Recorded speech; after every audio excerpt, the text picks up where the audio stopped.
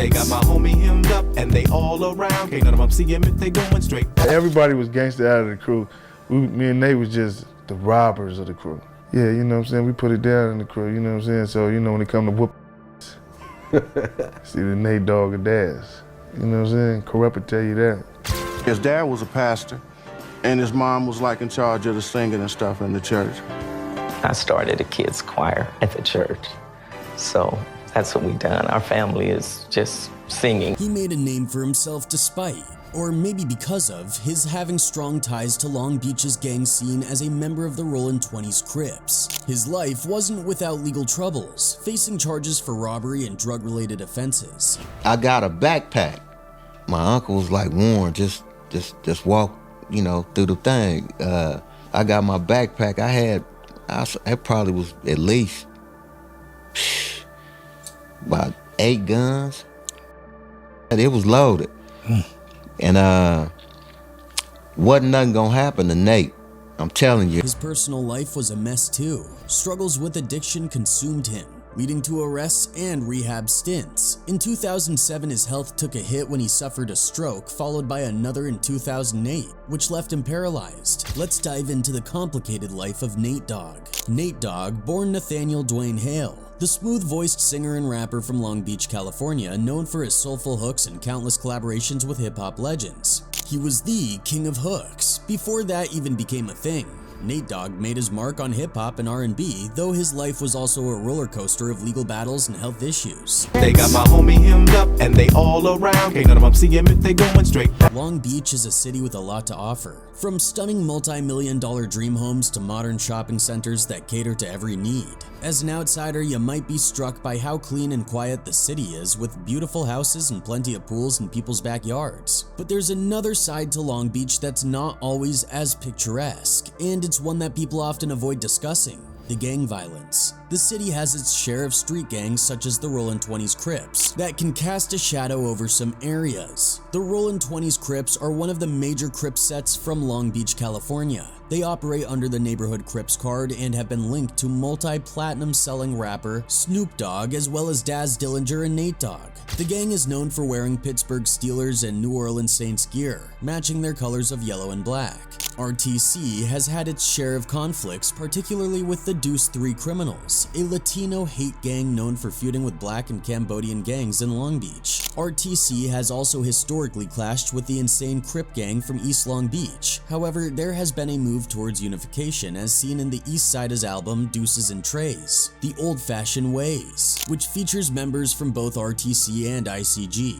On a positive side note, Snoop Dogg has been actively involved with the gang, providing guidance and teaching them about financial literacy, investing, and other crucial social skills. According to a close friend and suspected gang member Daz Dillinger, Nate Dogg was actually the most gangster one out of the crew. He and Nate were the robbers of the crew. They apparently handled things, you know? Yeah, me and Nate were the ones in the crew who put in work, so to speak, says Daz. Everybody was gangster out of the crew. Me and Nate was just the robbers of the crew. Yeah, you know what I'm saying? We put it down in the crew, you know what I'm saying? So, you know, when it come to whoop, see the Nate Dogg or Daz. You know what I'm saying? Corrupt will tell you that. The gang activity in South Central Los Angeles can be traced back to various social and economic challenges from the 1950s. These included post-World War II economic decline, which led to joblessness and poverty, as well as racial segregation and exclusion of young African-American men from mainstream organizations like the Boy Scouts. This exclusion led to the formation of black street clubs. Additionally, the decline of black nationalist organizations such as the Black Panther Party and the Black Power movement left a vacuum that some young African Americans filled by joining street gangs. In 1969, Stanley Tookie Williams and Raymond Lee Washington united local gang members from the east and west sides of South Central Los Angeles to battle rival street gangs. Most members were around 17 years old, although some accounts claim the Crips gang was founded in 1969. Williams disputes this in his memoir, Blue Rage, Black Redemption. He also denies that the group was a spin-off of the Black Panther Party or was founded with a community community agenda, stating that it was strictly an alliance against other street gangs. Williams and Washington each led different factions of the Crips. Williams led the West Side Crips while Washington led the East Side Crips. A notable gang signal was the blue bandana, first worn by founding member Curtis "Buddha" Morrow. After Morrow was offed in 1973, the blue color became associated with the Crips. By 1978, there were 45 Crips set in Los Angeles involved in drug production, including PCP, marijuana, and amphetamines. In 1979, Williams was arrested for 4 M's, and Washington was K'd later that same year. Washington had been against Crip infighting, but his death prompted conflict within the gang. The Crips' leadership breakdown led to a deadly gang war between the Rollin 60 Neighborhood Crips and 8 Trey Gangster Crips. This war caused other Crip sets to take sides, either aligning with the Neighborhood Crips or Gangster Crips. The East Coast Crips and the Hoover Crips also severed ties after Washington's death. By 1980, the Crips faced internal turmoil, fighting both the Bloods and each other. The connection between gang activity and rap music in the 1980s and 1990s was a major factor in the rise of gangster rap. This subgenre of hip-hop vividly captured and often glamorized the violent lifestyles associated with urban street gangs. Let's take a closer look at how this connection shaped the era. Gangster rap got its start on the East Coast with artists like Schoolie D and Boogie Down Productions, but it really took off in California thanks to groups like NWA. The lyrics painted a picture of inner-city life, highlighting the struggles of poverty, drug use, and violence. It was a mirror of ghetto life and a byproduct of the American urban landscape.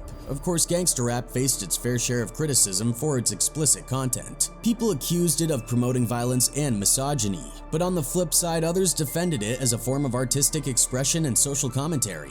This week, the music industry was encouraged to stop releasing the music, and a U.S. senator threatened to hold public hearings on the subject.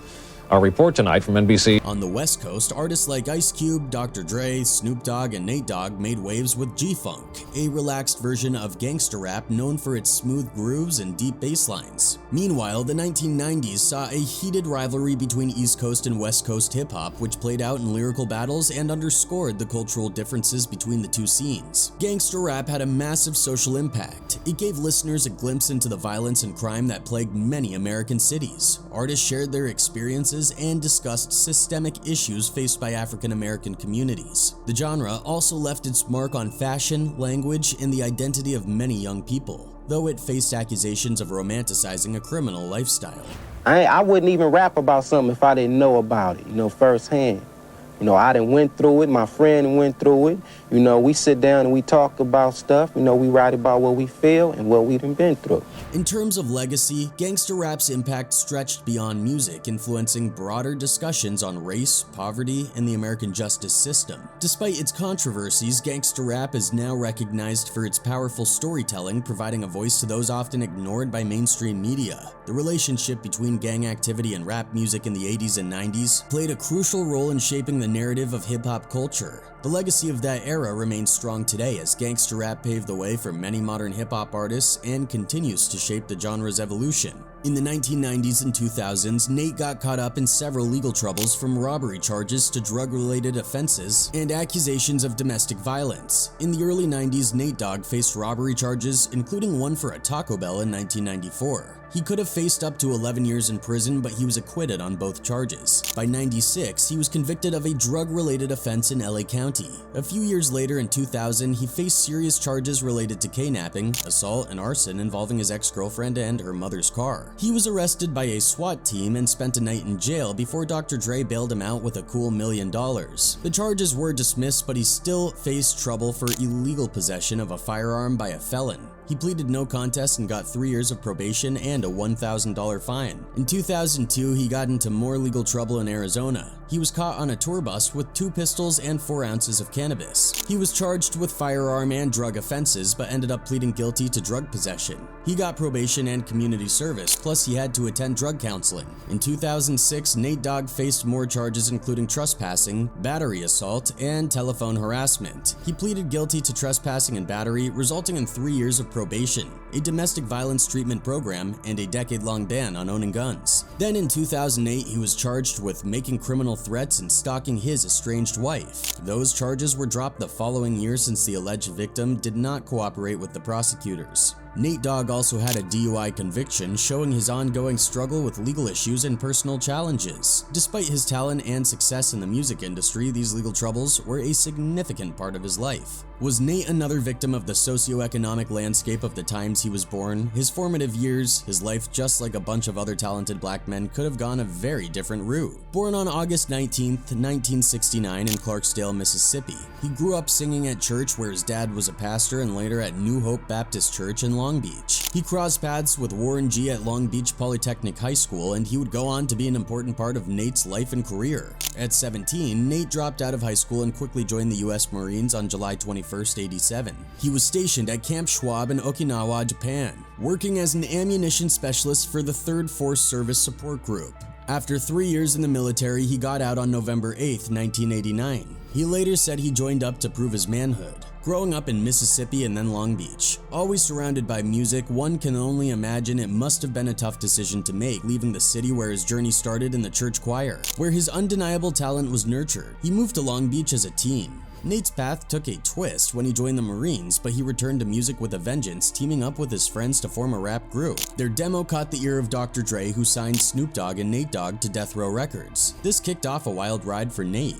Back in 1990, Nate Dogg, Snoop Dogg, and Warren G teamed up to form the rap group 213. They recorded their first demo tape in the back of a record store in Long Beach, and Dr. Dre ended up hearing it at a bachelor party. Nate Dogg's solo career took off when he made his debut on Dr. Dre's first solo album, The Chronic, in '92. His smooth, laid-back vocals fit right in with the new G-Funk style of gangster rap, and it was a hit. Nate signed with Dr. Dre's label, Death Row Records, in 1993. He also sang on Snoop Dogg's Doggy Style album that same year, including the track Ain't No Fun If the Homies Can't Have None. In '94, Nate Dogg co-wrote the smash hit single Regulate with Warren G. That same year, he appeared on Thug Life's How Long Will They Mourn Me? His double album G-Funk Classics Volume 1 and 2 was finally released in 1998 after being delayed for 2 years due to his departure from Death Row Records. Nate Dogg's decision to leave Death Row Records was influenced by several factors. He wanted more creative freedom and control over his music, which didn't match Death Row's direction. Legal battles during his time with the label also strained their relationship.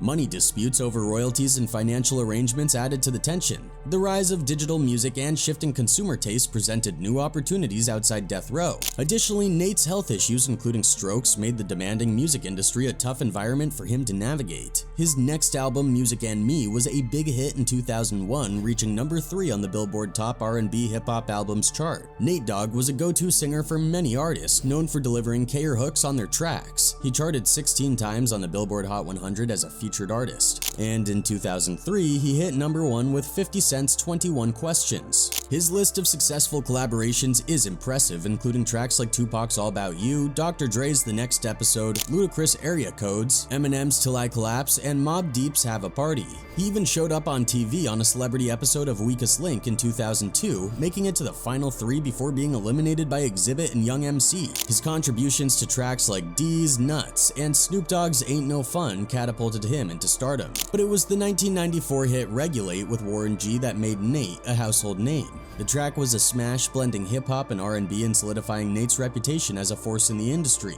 Nate's career continued to soar as he worked with big names like Tupac Shakur and Eminem. His voice was like magic, elevating tracks to new heights. Tracks like Dr. Dre's The Next Episode and 50 Cent's 21 Questions are classics partly thanks to Nate Dogg's smooth style. Nate Dogg's health battles ended in 2011 when he passed away at just 41. He suffered a stroke in 2007 that left him partially paralyzed and then experienced another the following year. Even so, his close friend and manager Rod McGrew said that Nate's death came as a surprise. Despite his health challenges, Nate had been making strides in his recovery. McGrew shared that Nate had regained his memory and was fully alert and aware up until his passing. "We appreciate the outpouring of response from all over the world," McGrew said in a statement, adding that they were thankful of everyone's prayers and support. The hip-hop community quickly reacted to Nate Dogg's passing, flooding social media with heartfelt tributes. Snoop Dogg, who first collaborated with Nate in the early 90s in the rap group 213, tweeted, "I am so sad but so happy I got to grow up with you and I will see you again in heaven." Other artists shared their condolences as well. Daz Dillinger wrote, RIP to my homeboy Nate Dogg, DPGC Dog Pound Gangsta for life. 50 Cent posted, God bless him, RIP, he meant a lot to West Coast hip-hop. I've always been a fan of it. The Game expressed his grief saying, I lost a friend. Been here before, tears, memories. One day someone will lose us as well. Living until that day comes is our only option. Man, that hurt me, you know what I'm saying? Because I went to see him before he died, and how he was looking, it just, you know, made me get myself together, you know what I'm saying? He left behind a musical legacy that influenced countless artists and solidified his place in hip-hop history. His smooth vocals and unforgettable hooks will keep his name alive for generations to come. Thanks for taking this trip down memory lane with us, remembering the one and only Nate Dogg.